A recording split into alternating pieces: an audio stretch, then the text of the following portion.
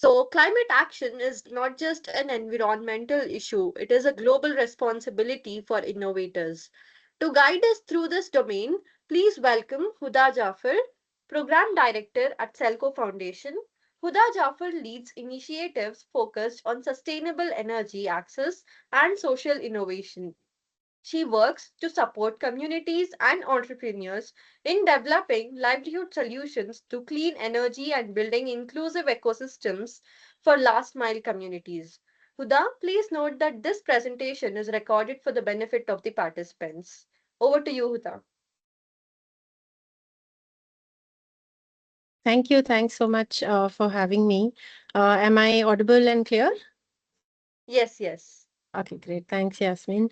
So great. Good afternoon, everyone. It's great to be here. I will, give a brief introduction and get started, and I'm hoping I can build on the session with your questions and comments along the way.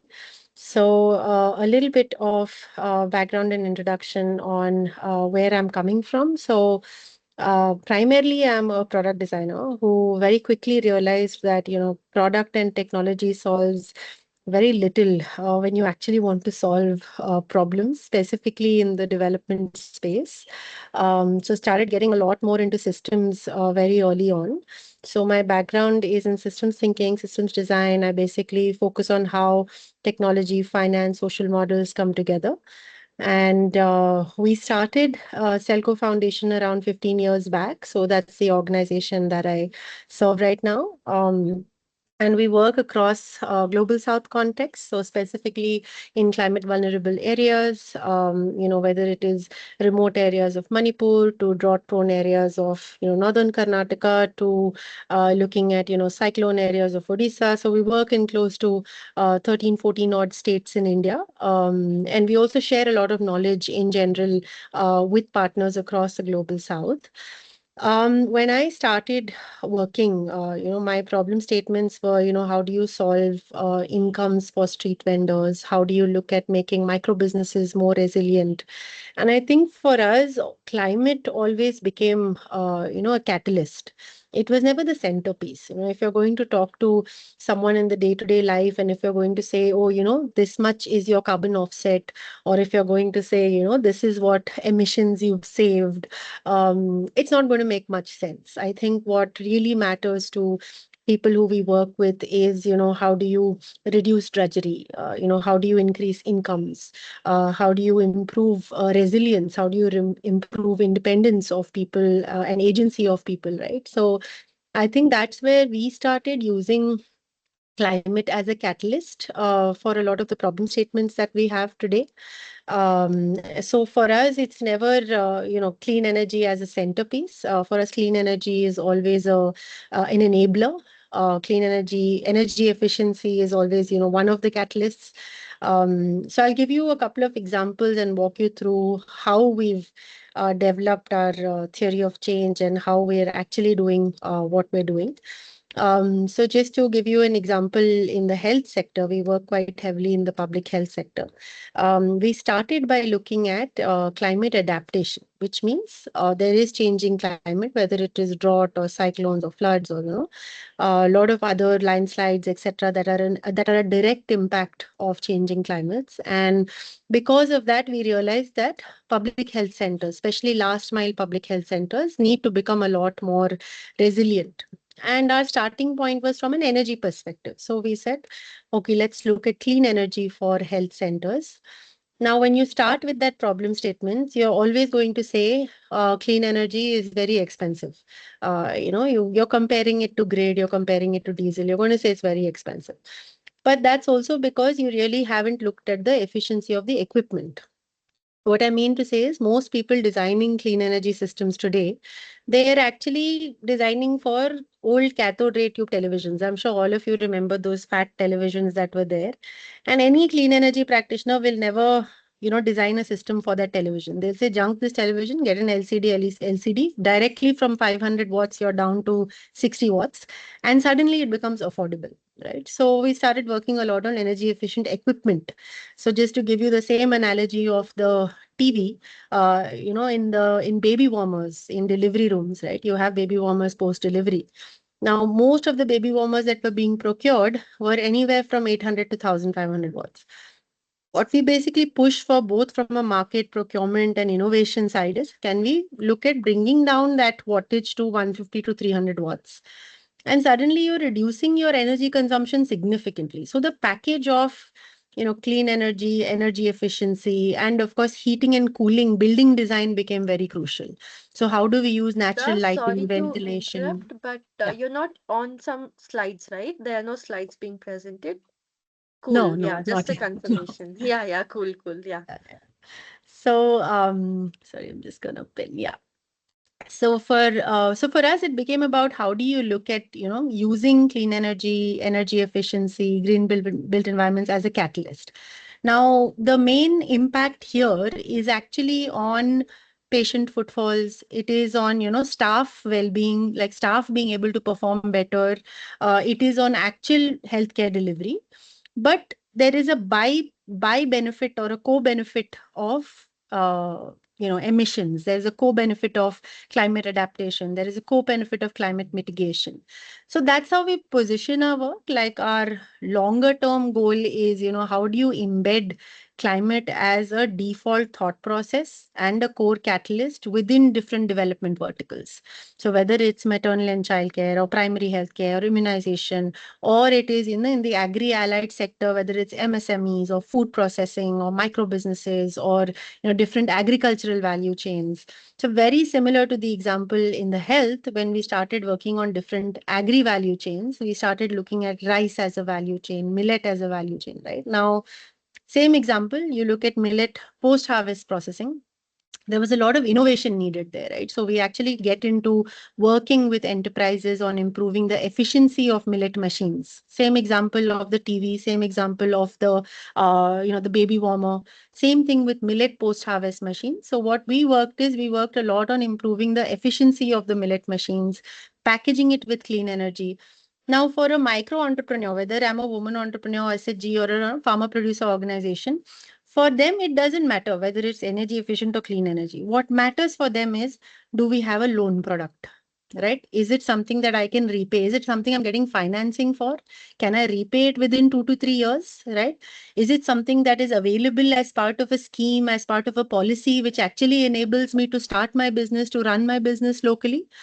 So this is where the systems aspect comes in. So even if you have most appropriate, clean energy driven, climate resilient, climate smart solutions, a lot of our push became, how do you unlock finance for it? How do you make it part of existing schemes and policies? And the opportunity was immense, right? But where we got a lot more traction, especially in policy and finance, is when we were working with the food departments, with the agri departments, with the health departments, because that they were immediately able to see the impact and benefit of using energy efficient, optimized, clean energy driven solutions.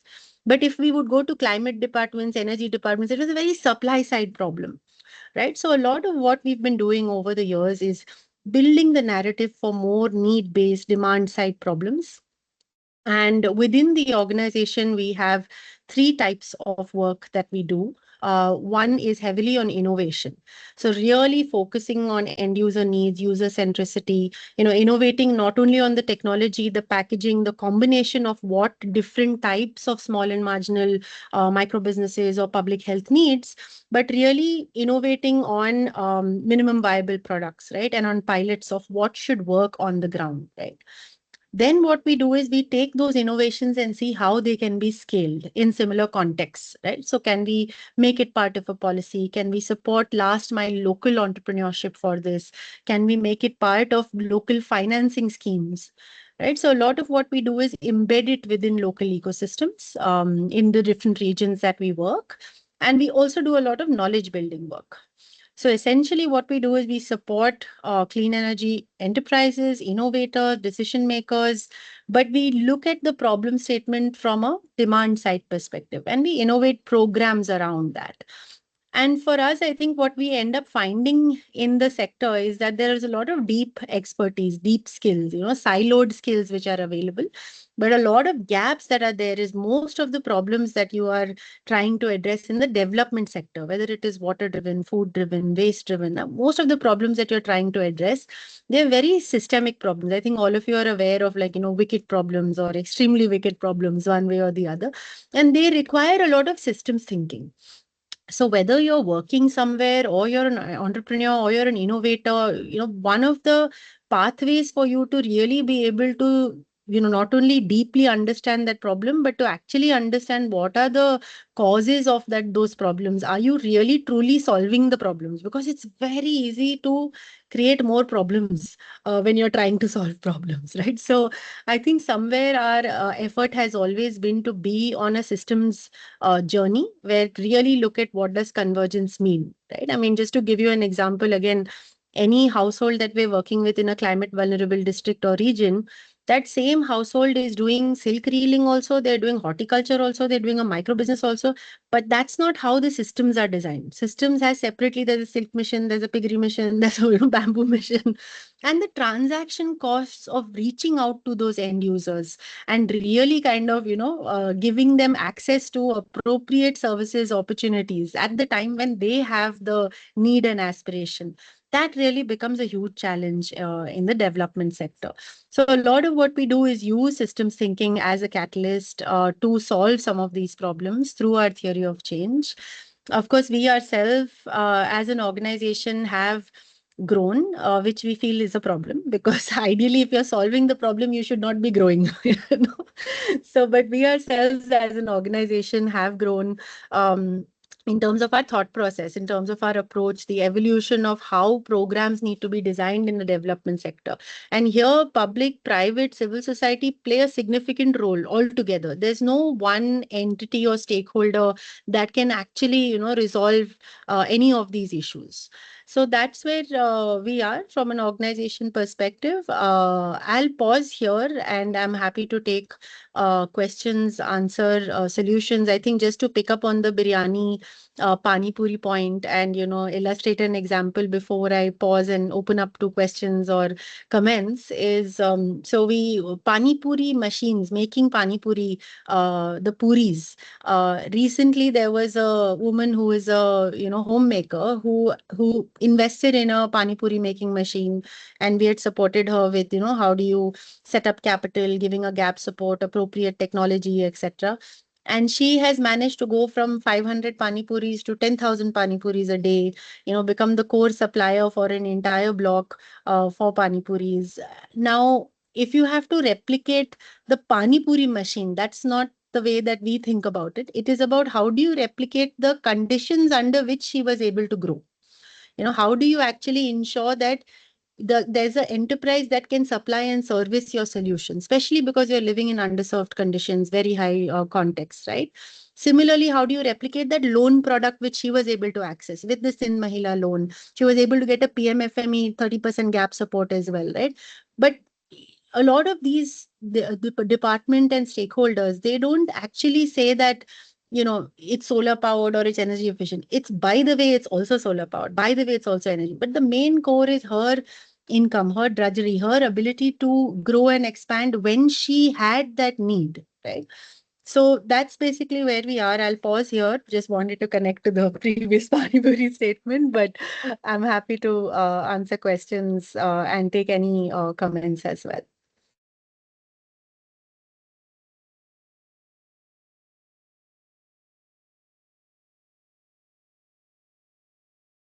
So a lot of learnings over the years have emerged on the innovation side, on the enterprise incubation development side. We also work closely with governments, not only at district levels, but at state and national levels. In fact, one of our approach is to basically find government champions and really work with them, invest in them, build with them till we can, institutionalize as best possible, and then really see how we can, they also grow within the system. So how we can actually continue to work with them from a policy policy perspective as well, right? I think a lot of this is very easy. Like one of the things that we've learned working closely with government is it's very easy to criticize. But I mean, the kind of complexity and the task that it is to actually, take care of that level of population that government actually manages is a real task. So a lot, and there is no active resistance. Like what a lot of the IS officers, a lot of DCs, a lot of the champions in governments are also asking, tell us the solution, right? Let's figure it out. Let's make it happen. And I think there are very few like actual solution providers and many more people that actually, are good at name, blame, shame kind of a thing. So I think we truly believe that the best form of activism is solutions, and really focusing and working on solutions, learning to stay with the problem. I actually feel it's okay if you're not sure where you're going. It's okay if you're unclear. But I think keeping on that journey and sticking to it, and adding layer by layer, because you will only learn as you do. Don't think you will finish doing research on something, then you will initiate it, or you need to fully understand something, then you will initiate. By the time you fully understand it, the problem statement also will change. That's how fast things are evolving, not only from a systems perspective, from a climate, from a geopolitical perspective. So I think keep solving, keep doing. For us, implementation is very important. And if you don't keep implementing, you actually will not learn tangibly what is there. And the most valuable for us is someone who can cut across different levels. Someone who can talk to CM also, talk to a multi-billionaire also, but also talk to a slum dweller or a farmer. And in each of those conversations, you know, be an equal in each of those conversations, right? So I think a lot of romanticism that people have about, working in the development sector, solving problems for farmers or for climate, there's a lot of them and us, that we'll ask community, community will tell us, we will solve. But I think where the gap is in truly finding those partnerships. It's never the community saying and you solving. It's never you saying and solving something for the community, which is it's a very like a savior syndrome, right? But how do you build true partnerships? Like we actually advise a lot of our staff that when you are giving solutions or advice to end users, just think of the same advice that you would give to your brother or your cousin or your mother. Like it's not different. Like, would you actually advise them to move and not stay there? Would you actually advise them to invest in a certain technology or take a certain loan? That is really the true partnerships that you should be building with the communities that you're working with, right? So a lot of learnings over the years on user research, on market research, on value chain assessments, understanding gaps. And the worst thing that you can actually do is say that, somebody needs a faster horse, so I built a faster horse. You know, but what you really need to do is take a step back and say, why do they need it? They want to go from point A to point B. What is it that you can change in point A and point B in the most effective manner? I still remember some of the best examples of innovation that really are inspiration for us. There is a very famous architect, and he was hired to actually redesign the corridor of a school, saying that there's a school, and whenever there's whatever assembly time, it's too crowded the corridors. Can you help us redesign the corridors for easier flow of students? So he went in, he understood the problem. He didn't start designing a new corridor for that crowd, right? He understood the problem. And actually, the solution that he came up with is a scheduling and a bell ringing at different times for different, statements, which is, but he solved the problem, right? Without actually building something, right? And similarly, I think one of the other exemplary example is Nilima Mishra, who is basically, she runs this organization called Bhagni Nivedita Gramin Vikas Kendra in Maharashtra. And she had this problem of women's health in Jalgaon, right? In an area where a lot of farmer suicides were happening. And her issue was there were a lot of food security issues also. So women's health was really taking a hit, and a lot of the farmers were struggling because they were taking, of course, cyclic issues of, loans and loan sharks and, a lot of farmer suicides in the area. And she wanted to improve women's health. But she realized that when you're talking about women's health, no one really is responding, right? But what people respond to is low interest, flexible, longer term loans. So she actually started a finance company. And in that finance company, she said that I will give finance based on three conditions.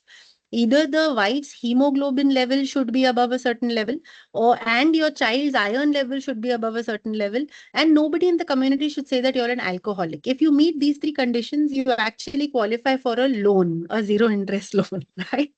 And it was brilliant because she had a 9 year, really a transformative way to look at how do you not only stop farmers' suicides, but how do you ensure that the husband, when he comes home now, instead of, make food for me, is like, have you eaten your vegetables? We have the hemoglobin check. So she completely transformed the community. And the same woman, Bhagni Niveta, that I'm telling you about, she also came up with the Gappa Sandas, the chat toilets. I don't know how many of you know about the sanitation mission and how we're trying to build clean toilets everywhere, and nobody was using these toilets. Yeah, checkbox is made. We've built this many toilets. India has this many toilets, but the usage of those toilets was just not happening.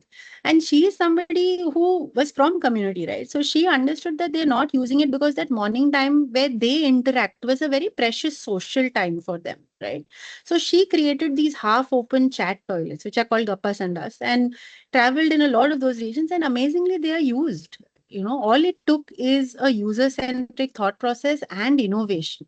So the scope for innovation is, immense in the sector. And things like climate, things like inclusion always have to be default thought processes because they're such real contributors that you can't solve a problem unless you are really considering equity, unless you're really considering climate as key drivers towards your problem solving. So for us, the biggest success will be that if people don't look at climate and energy as separate add-ons, but every program, every enterprise, every NGO is using it as a default thought process for solving issues of lives, of livelihoods, of healthcare, right? So that's how we have been approaching climate. Of course, there's a lot of learnings on the climate side as well, and I'm happy to double click on them based on your questions also. But any questions that you have, whether it's on the energy side, on the adaptation mitigation side, or it's on innovation and entrepreneurship or systems thinking, I'm happy to answer those. Yeah.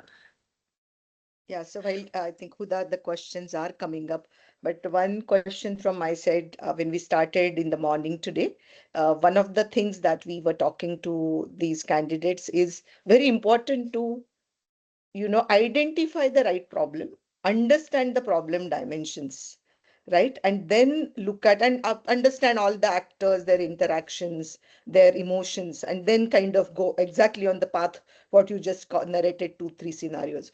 So while climate action is such a vast area, I mean, right from the atmosphere to water to the soil condition to various things, and energy is one part of it. Maybe it will help if you can give a scenario how you spotted a problem, Yeah. right? Yeah. Yeah. So that maybe, Yeah. and then you can take up the questions. Yeah. Yeah, absolutely. So that's a great question on problem statements, right? I personally believe 50% of the challenge or 50% of your problem is solved if you are selecting the right problem statement. That being said, one of the key learnings that I have had over the years is that you'll never fully understand a problem statement till you start working on it.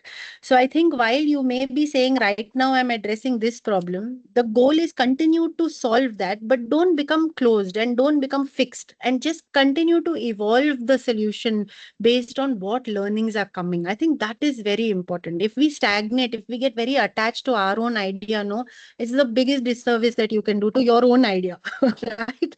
So I think somewhere I'll give you a couple of examples of how problem statements have also evolved for us, right? So for example, we were working with a prime blue tap slum communities we were working with, and there the problem was that can we look at education systems for children? So it turned out that children cannot go to daycares or primary school because they have to take care of younger children. So we said, okay, fine, we'll solve it with Anganwadis. We'll have Anganwadis in these communities, and that's how it will work out. Then we realized that no, they still can't do it because they have to actually collect water. And that was their important job during the daytime, that they have to go at those, X number of trips they have to take to collect water. So it became a water issue. So I think what I'm trying to say is that it's never going to be that that one problem statement exactly in the same manner will be relevant forever, right? Like, for example, I remember in the slums in Ahmedabad where we were working with Seva Bank, We were actually solving for energy efficient equipment, lights, fans, because electricity bills were very high, and all the slum households, they did not have windows, right? So they were using lights and fans throughout the day because they had common walls, right? And that whole program took a very different turn based on the initial assessment itself, because you realize that what they actually need is natural lighting, ventilation from a roof perspective. So we had actually designed air lights, which were essentially, sheets that would go in, and it would be designed in such a way that it would bring in 70% productive natural lighting as well as ventilation, so that you reduce your dependence on using that level of lights and fans during the day, right? So it completely changed. Our program was very different. But while working on that program, we realized, wait, there's a better way to do this, right? And even when we were doing it, a lot of other learnings came. Like, people would not want to cut holes in the roof, in the tin roof or the asbestos roof, because it had a second-hand value if it was full. So we needed to design it in such a way that things could be pushed around and worked with. So these types of things, I think, as entrepreneurs, as innovators, to be on a continuous learning journey is very important, and to not be stuck and closed, and to evolve not only yourself but your enterprises and your innovations as you learn more, right? And similarly, another really, I mean, it's very close to my heart, but we worked with a community of migrants called Dholak Wale. So they are based, you may have seen them around almost in all cities. You will find these people, selling musical instruments, dholaks, and they are a community that migrates from UP, but they go to different parts of India and do their sales, right? So you'll find them in small settlements, 30 households, 50 households, 100 households, but overall they're about close to 200,000 community, right? And we started working with them primarily on lighting, because there was no clear, so we said, okay, solar powered. Their homes were in such a way that they would move very often, and they would also settle underneath shades. So we actually designed a cart. So it's a solar powered cart which has charging batteries, and each household gets a charging station, and they charge the batteries, they take it back home, right? Then we realized that, okay, with the light, they're able to produce more. So can we look at market linkages? So we worked on market linkages. Now, I'll tell you, when we started working with the community, I would say 3, 4 years in working with the community, my problem statement understanding was completely different, because the trust level that you build when you work with someone versus just ask them something or observe something, that trust level and partnership is very different. I started understanding things like, actually, how big were the families? What were the dynamics? How many loans did they actually have? So you start understanding cyclic poverty ka root causes in a different way, but it comes when you actually partner and work with them. So even understanding a problem, don't one is, don't underestimate it, also don't overestimate it, which means, don't think you have understood everything and I'm done with the problem statement formulation now. At the same time, continuously learn. It's important to kind of keep learning and partnering with them. So your entry point could be something which is very simple, to build trust, to build camaraderie, to build partnership, right?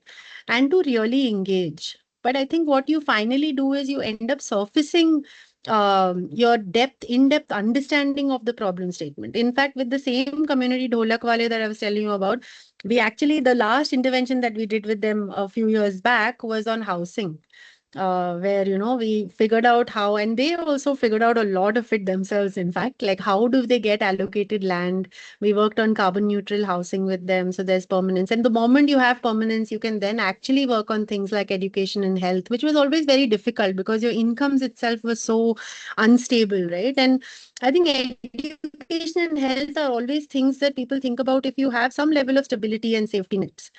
So these are things on just the problem statement, understanding as well as evolving.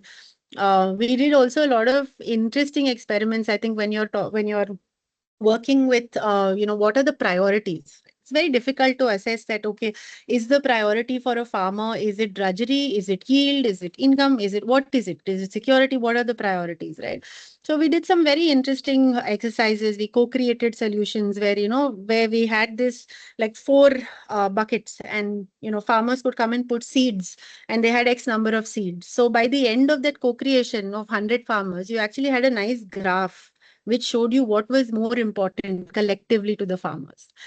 So we've done a lot of things like that, where, figuring out, what is important. But again, like there's a lot of contextualization needed.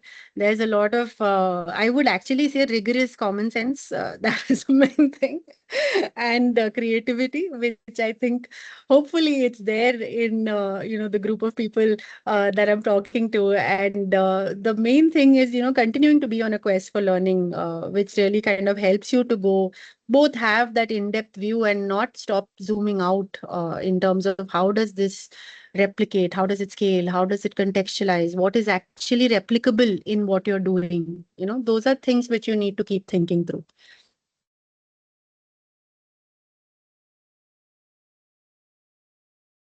So, Huda, there is one question on the chat by Trishant related to what are the climate effect related challenges in agriculture farms, and do Yeah. you have any use cases to share?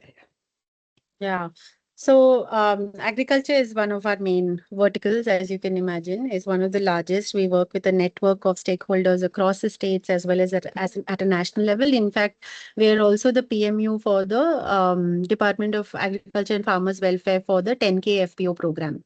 So when it comes to climate, the biggest challenge that farmers face is from an adaptation perspective. Mitigation, of course, for them is not so important. Mitigation is always a very Western problem, right? Like how are you zeroing your emissions? How are you zeroing your waste? What is your carbon offset? It's a very Western, it's a more a want rather than a need-based thing, right? But when it comes to need, I think whatever region you work in, whether it's heat stress related challenges or rainfall related or water related, climate is, I don't think anybody understands climate challenges better than farmers, because they have a very real, very close, very it's a very intense level, in-depth level of understanding that farmers have on climate and what is needed from a climate perspective.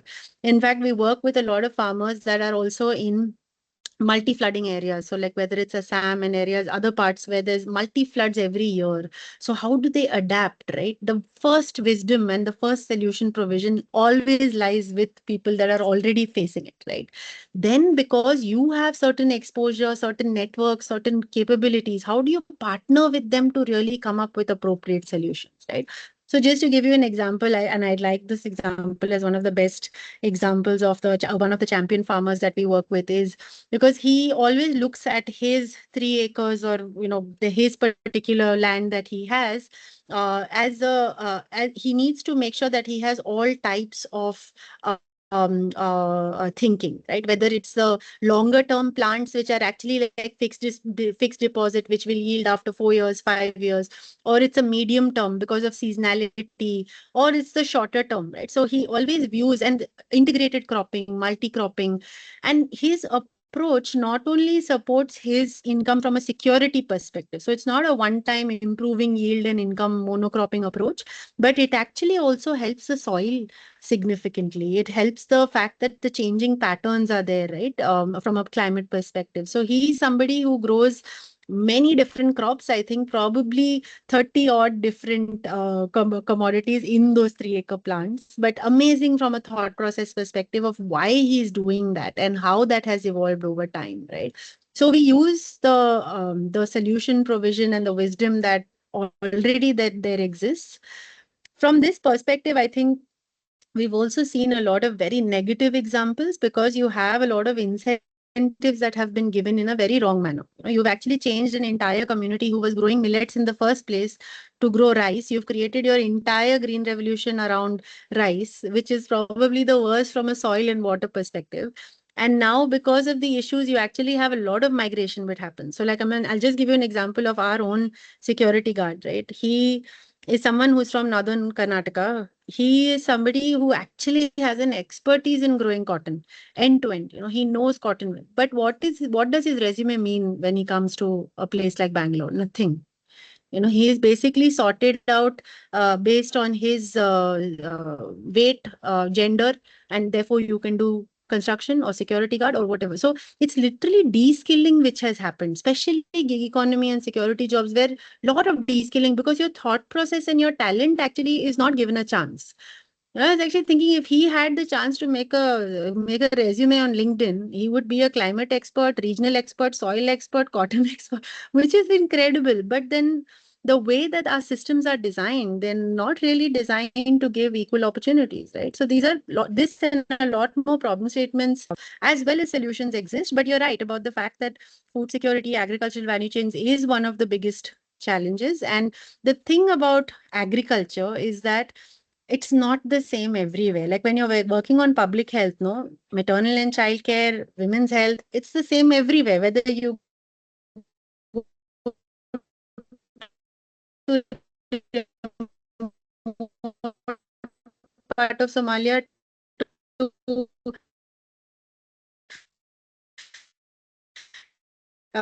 Ladakh to Kerala, it's the same. Healthcare, so many aspects, like the varieties of rice also in India, what we have developed in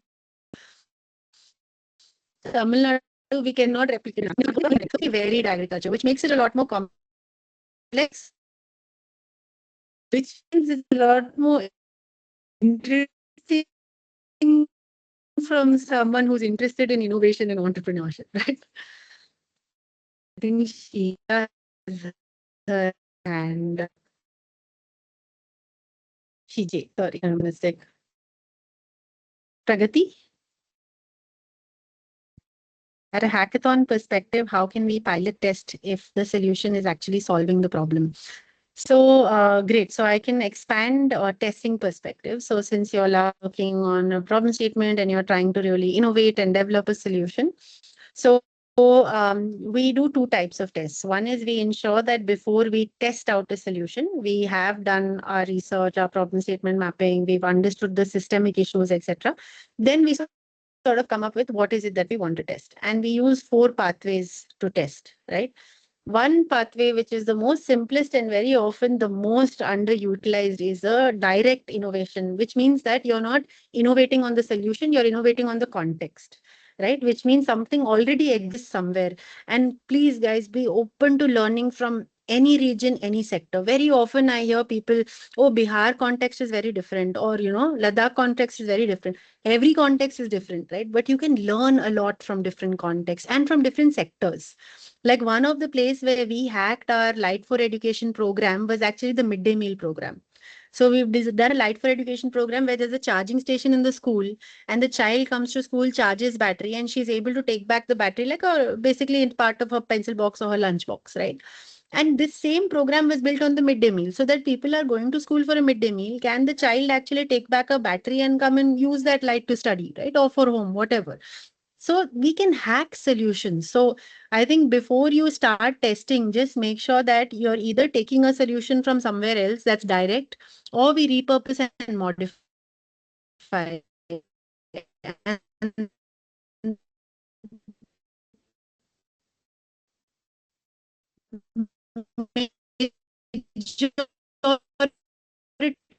of innovations that you can do could be repurposed. Something else somewhere else we are working on, right? Or make it work somewhere, right? And last pathway that we use is an invention, which means it actually from scratch. Absolutely, that's an invention-based pathway. Now, whatever pathway you choose, the testing has to be of two types, right? Now, this common mistake is that way to do field testing in the most actual place where it's relevant, right? Now, if I tell you you have to test a bike which is designed for very rugged remote conditions, to mountainous parts, the first place that you will test it is on plain road, no? At least it should work on plain road, right? Then you go test it in other places, right? So I think one mistake that you can always try to avoid is don't test it in the most difficult conditions, right? Start testing it in your backyard, start testing it with your friends, start testing it with people nearby. Test it closer to where you can much closely monitor it before you can take it to conditions where you're trying to test something but you realize 10 more things are a problem there. So one of the biggest learnings that we've had is we need to test with champion end users, because they are people that have other aspects figured out. They won't have issues like, and even the number of things that you test. Don't test one in one field test location. Minimum, if you're testing one similar typology, test three. because I think your testing cycles also will reduce if you do more number of field tests, right? And of course, this depends on how feasible, what is the costing, etc. But at least minimum three is a healthy number. So do three field tests at least and test it first, to work on straight roads, which means test it where other aspects are not going to be a challenge. Basic things like, connectivity, basic things like language, basic things like interaction. So don't test it in a place where you have to figure out everything, but get it right before you actually take it to the real context to test it. So lab testing, field testing, and testing and prototyping is a continuous cycle. For certain solutions, because it's a hackathon, you will be able to think through a minimum viable product within the hackathon. But I think in reality, whether it takes 20 cycles, 40 cycles, whether it takes 60 cycles, the important thing is come up with the MVP. Let the MVP go ahead and replicate or scale, but continue to innovate, because nothing will be 100% perfect, right? So that innovation potential will always be there. Doesn't mean you don't create a minimum viable product. And it's like Facebook, right? Like what we all use is an MVP. Doesn't mean that they've stopped innovating on features, on design, or they're continuing to innovate, right? So make sure that those two you balance out. Testing, prototyping is a very continuous cycle, of R&D departments of innovation prior to your MVP. And definitely one of the things that we've realized is every time you're taking it to a new region, your solution, or if you're taking something to a new region, you don't need to test, but you do need to pilot and demonstrate. So you need a proof of concept. That's very different from actually testing something out. So these two, differences, if you can keep, and some hacks that hopefully help you in the hackathon. Yeah, happy to expand more based on the questions. Yeah, so one, I'm considering this is also we are asking them to leverage AI significantly as their truly intelligent partner. And I know Selco Foundation has done one very interesting AI pilot in agriculture itself, right, with three different stakeholders to understand what are the synergies between them or what are the constraints or frictions through voice. Can you talk a little bit about it? Because that will be very relevant for this. Sure, absolutely. So we have been using AI in different forms and ways for the past, I would say, 4, 5 years almost. So a lot of learnings. We've also been one of the beta partners for Apurva, which is an AI, which is a voice-enabled AI, which captures community voices, community experiences. It's not dependent on, existing internet knowledge, but actually ground-based knowledge and, how do you build that? So the spectrum of using AI is, of course, one is drudgery reduction. So, which means that whatever you're working on, please, don't, I'm sure all of you are champion existing AI users. So, whether it's Perplexity, Claude, ChatGPT, of course, exhaust those, but never depend on those and never take those as the answers. Because I think when you're actually interfacing with real world challenges, real world people, the layers that you're able to add to what basic it's able to give you is very, very different, right? And I think very quickly we realize when we are creating a customized AI where we are controlling and feeding the universe, and it is based on community intelligence and asking it questions, versus if we're asking a Perplexity or ChatGPT, it was very different. So I think somewhere the opportunities to make, so AI is there, and I think the level and types of AI and the access of actually creating AIs for different purposes is so high right now that the main challenge lies in making it work, right? Making it customized. And one such example that Varsha was talking about is that so we work on a program called Millet Mentor, right? And typically when we were training farmers or when we were doing trainings, we would have, expert resource persons who are also farmers, and they would conduct the training, and then the training would get over, right? But I think what we did with AI and really the opportunity for us to reimagine capacity building was that it need not get over, right? After that training, they get a WhatsApp number, and anytime that they have any question, anytime that they are stuck anywhere, they actually do a voice. So they record saying, this is our question in any language. And it gives you a response in any language, either a response that you can listen to or a response that you can read, which is a small video.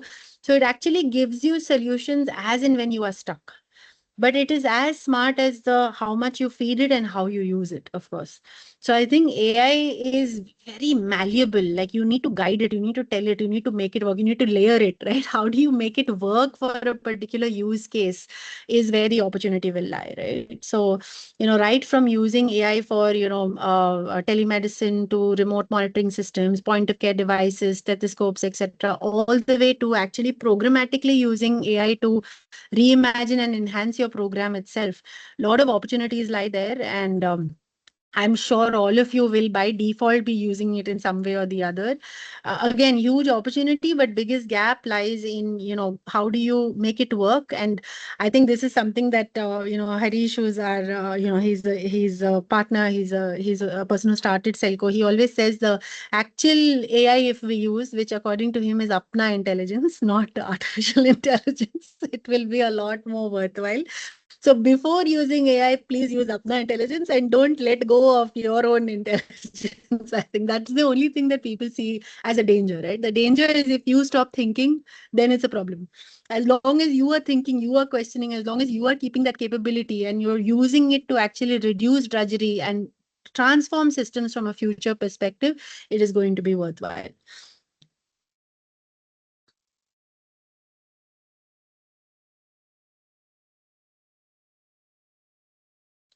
How can communities work together to protect climate? Lot of ways in which this has happened. There are, climate smart panchayats. There are different coalitions, collaborations that come together. Again, I think when communities come together, protecting climate is never just thinking of climate alone. Climate, as I was saying, it's actually a driver for economics. It's actually a driver for public health, right? So how do you incorporate that when you are talking about it? Because if you treat it separately, like climate is an afterthought, climate is separate, climate, you actually don't end up getting that much adoption and scale. If you're looking at it as an afterthought, but if you're looking at it as something which directly leads to savings, farm incomes, which directly leads to drudgery reduction, then people are like, of course, oh, by the way, it's also protecting the climate. So I think that is definitely a way in which the climate narrative needs to change. It needs to be sliced and diced. If it's important for carbon emissions, communicate the emissions. But then what do you communicate to a government stakeholder versus a farmer when it comes to a climate solution? It's a very different value proposition, right? Can anyone give an idea to connect or talk with farmers far away in different regions? I mean, I actually feel like if you're talking about areas where there's very lack of connectivity and, these are areas which are difficult to reach in any case, the best option is to go there and be there for some time. Like just to give you an example, if you want to work on diabetes, first you spend time with 100 diabetes patients. If you want to work with farmers in remote regions, first you go and spend time with the farmers. I think there is no better shortcut to it. I don't think AI can help you here at all. Like use Apna intelligence and then use artificial intelligence here.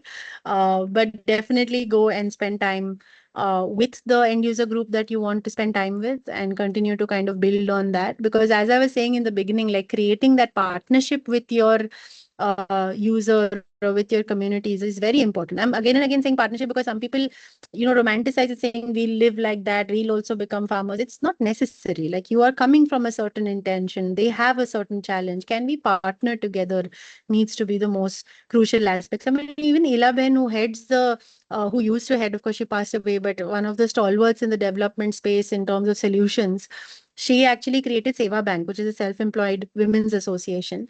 And she, even after all those years of working with community street vendors, she actually said that they never considered me as their own. They actually treated her a bit differently, and she had that issue. And she said, "It's nothing. It's because of the shoes. It's because of footwear that you wear, right?" So she also was like, "It's not like, the effort to become one with them. Mainly the intention that you're coming with and the fact that you're respecting them as an equal is the most crucial aspect towards finding a solution, towards co-creating something which can truly be transformational."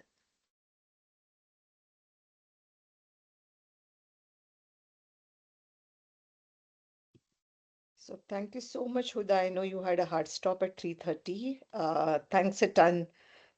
Your understanding of different dimensions of problems that exist and how do you approach them very differently than what you thought initially, I think was a very good eye opener for all of us. So thank you. Over to you, Yasmin. Thank you. Thank you so much, everyone. All the best and looking forward to seeing what comes out of this. Thank you. Thank you so much for that. Thank you, Huda. Love the pointers on how to refine